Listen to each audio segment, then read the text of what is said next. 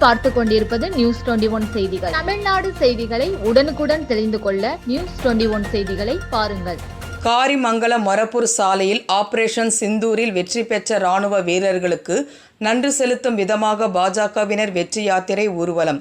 தர்மபுரி மாவட்டம் காரிமங்கலம் மொரப்பூர் சாலையில் ஆபரேஷன் சிந்தூரில் வெற்றி பெற்ற ராணுவ வீரர்களுக்கு நன்றி செலுத்தும் விதமாக பாஜகவினர் வெற்றி யாத்திரை ஊர்வலம் சென்றனர். இந்நிகழ்ச்சிக்கு காரிமங்கலம் ஒன்றிய செயலாளர்கள் கோவிந்தராஜ், ராஜசேகர் ஆகியோர் தலைமை வகித்தனர்.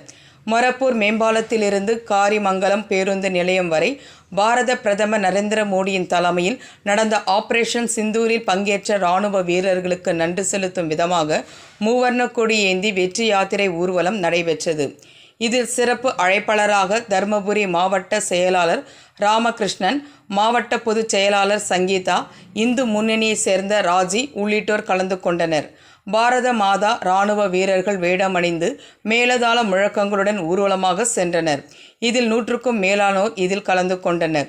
நியூஸ் 21 செய்திகளுக்காக முனியப்பன்.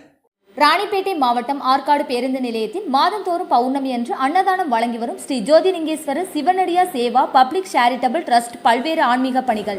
பள்ளி மாணவ மாணவிகளுக்கு உதவி செய்தல், மரம் நடுதல், இரத்த தான முகாம் நடத்துதல், மருத்துவ முகாம் நடத்துதல், துப்புரவு பணியாளர்களுக்கு நலத்திட்ட உதவிகள் வழங்குதல் போன்ற எண்ணற்ற பொது சேவை பணிகளை செய்து வருகின்றனர். இதில் உதவி செய்ய விருப்பமுள்ளவர்கள் தொடர்பு கொள்ளவும். நிறுவன தலைவர் ஜெய் மாருதி சரவணன், எண் 3, ராஜ முதலியார் தெரு, ஆற்காடு, ராணிப்பேட்டை மாவட்டம்.